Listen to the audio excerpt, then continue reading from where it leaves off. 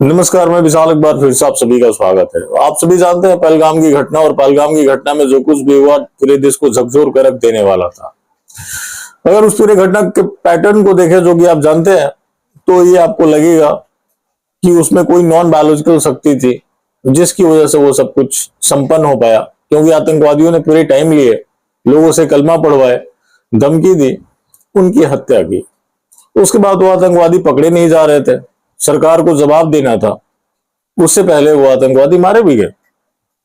ये थोड़ा सा अजीब सी बात है। खैर, अब उस घटना की सच्चाई देश की जागरूक जनता जानती है।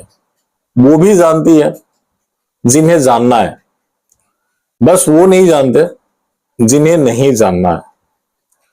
अब ये सब कुछ हुआ इसी दौरान पाकिस्तान में ऑपरेशन सिंदूर हुआ। उस ऑपरेशन सिंदूर की क्या अचीवमेंट रही, उसके ऊपर चर्चा हो सकती है। और चूंकि नरेंद्र मोदी जी देश के प्रधानमंत्री हैं और कहा जाता है कि सब कुछ उनके ही मार्गदर्शन में होता है, तो वो भी नहीं बता पा रहे हैं कि एग्जैक्टली हुआ क्या। लेकिन जयशंकर जी ने आगे जरूर बता दिया कि पाकिस्तान को पहले इन्फॉर्म कर दिया था कि वो सिविलियन के ऊपर अटैक नहीं करेंगे, सेना के ऊपर अटैक नहीं करेंगे। करेंगे किसके ऊपर? आतंकवादियों के ऊपर। अब सवाल यह है कि जब पाकिस्तान को पहले से पता लग गया कि ऐसा कुछ होना है, तो क्या वहां पर आतंकवादी बचे मिलेंगे कि आ बैल मार?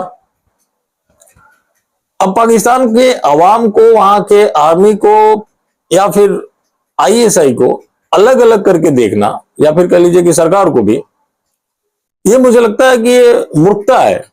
और ऐसी मूर्खता किसी को भी नहीं करनी चाहिए कि वो इनको अलग अलग करके देखे। लेकिन वो भी एक मास्टर स्ट्रोक ही है जिसको आम लोगों के लिए समझना बड़ा कठिन है। अब ये सब कुछ हुआ, तमाम खुलासे भी हो चुके हैं अब। लेकिन इसमें एक चीज जो ध्यान देने वाली थी कि नरेंद्र मोदी जी का एक एम्बिशियस प्रोजेक्ट था, मतलब ऑपरेशन सिंदूर, जिसको बुनाने की काफी तैयारी थी। बीच में विरोध हुआ तो सिंदूर नहीं बटा। लेकिन जब भी इन्हें मौका मिला, इन्होंने उसको भुनाया जरूर।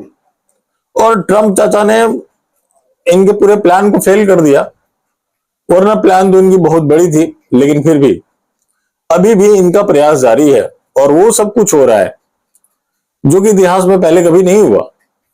और आर्मी के जवान जो है, जो उनको वर्दी मिलती है, वो आर्मी के रेपुटेशन से जुड़ी हुई होती है। और किसी भी रियलिटी शो में जाना, वो सिविल ड्रेस में जा सकते हैं, लेकिन आर्मी के ड्रेस में आप जानते हैं कि व्योमिका सिंह, उसके बाद एक नया नाम जुड़ गया था, कोई प्रेरणा देवस्थी है, और एक और जिनको सबसे ज्यादा हाइप मिला वो है सोफिया कुरैशी। अब आप देखिए कि ऑपरेशन सिंदूर जिसने भी किया, उसकी कहीं कोई चर्चा नहीं हुई, कोई ज्यादा जानता भी नहीं उनको। लेकिन इनकी चर्चा हर जगह हुई, और बड़े ही प्लान्ड तरीके से सब कुछ हुआ। अब इनकी चर्चा हुई, और इनको एक वीरांगना के रूप में और ऐसा प्रस्तुत किया जा रहा है कि इन्होंने पाकिस्तान में घुसकर सबक सिखाया हो। अब मेरे जैसे एक आम नागरिक का सवाल बनता है कि इन्होंने कहां और कब कौन सी लड़ाई लड़ी, किस तरह से पाकिस्तान को सबक सिखाया। एसी कमरे से बाहर निकलकर ब्रीफिंग कर देना, ये कोई वीरांगना का काम है? तो फिर तो सेना में जितने भी हैं सारे वीरांगना ही हैं और वीर ही हैं। और बात लड़ाई की है, तो इन्होंने कौन सी लड़ाई लड़ी थी? लेकिन आप जानते हैं, आप ये अजवी काल चल रहा है, और इस अजवी काल में वही होगा जो सेठ चाहेंगे। सेठ आप जानते हैं कौन है? जो कि पूरे गोदी मीडिया का संचालन करते हैं, और गोदी मीडिया को ऐसा बना दिया। अब आप सोफिया कुरैशी हो, व्योमिका सिंह हो, और तीसरी वाली भी हो, केबीसी में ये गई, और केबीसी के जरिए भी प्लान ये था कि इसको देश भर में भुनाया जाए। अब वो केबीसी में जाती, तुरंत आ जाती है, उसका भी उतना ज्यादा इंपैक्ट नहीं होता। अब इंपैक्ट कैसे होता? जब वो कुछ जीतेंगी। मैं अभी दावे के साथ कह रहा हूं, नरेंद्र मोदी चले जाएं तो 5 करोड़ जीत कर तुरंत आ जाएंगे। क्योंकि वो सारी अजैविक शक्ति होती है जो कहीं ना कहीं से जुड़ जाती है। और कई बार क्या होता है कि कंप्यूटर से भी चुगली कर देते हैं, कुछ लीक भी कर देते हैं, तो यहाँ बड़े बड़े एग्जाम के पेपर लीक हो जाते हैं, तो वो तो भला एक रियलिटी शो के कंप्यूटर से ही ठहरे। खैर, इसके ऊपर ज्यादा ना चर्चा करते हुए, अब 25 लाख जीत गई ये तीनों। अब चूंकि इसको भुनाना था, और आप जानते हैं किसको भुनाना है, किसको इसका फायदा लेना है, एक ही शक्ति है। अब उनके बारे में भी आप जानते हैं। अब देखिए गोदी मीडिया क्या लिख रहा है, मैं आपको हूबहू वही पढ़ के सुना देता हूं। कौन बनेगा करोड़पति 17, कौन बनेगा करोड़पति के 17 सीजन की बड़ी ही दमदार शुरुआत हुई है। इस शो के पहले ही हफ्ते फ्राइडे स्पेशल देश का नाम रोशन करने वाली भारतीय सेना की 3 महिला अफसरों ने शिरकत की थी।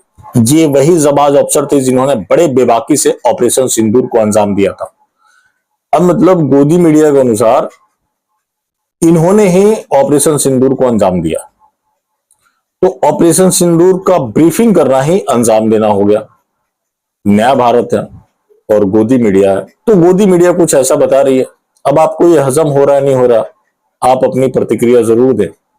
अब इसमें और भी सामने आया कि भारतीय सेना की वीरांगनाओं ने रचा इतिहास, जीते 25 लाख। अब क्या है कि नरेंद्र मोदी जी आप जानते हैं कि वो जो काम करते हैं उस काम के ऊपर कभी वोट मांगते नहीं है, और कोई भी अपने काम से शर्माए, अपने काम से वोट ना मांगे, अपने काम के बारे में ना बता पाए, तो समझ लीजिए कि कोई ठीक काम नहीं कर रहा। लेकिन इन्हें जो वोट चाहिए वो लोगों की भावनाओं के आधार पर चाहिए, और ये लोगों की भावनाओं के साथ ही खेलते आए हैं, उसका दोहन करते आए हैं। तो ये तो हर हाल में चाहते हैं कि ऑपरेशन सिंदूर को भुना लें।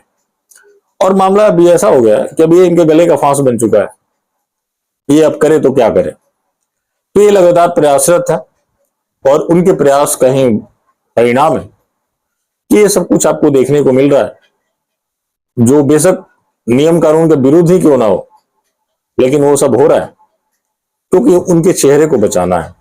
और उनका चेहरा देश से बड़ा तो आज कम से कम हो ही चुका है। अगर ऐसा नहीं होता तो ये सारी चीजें जो आप देख रहे हैं ये सब देखने को नहीं मिलता।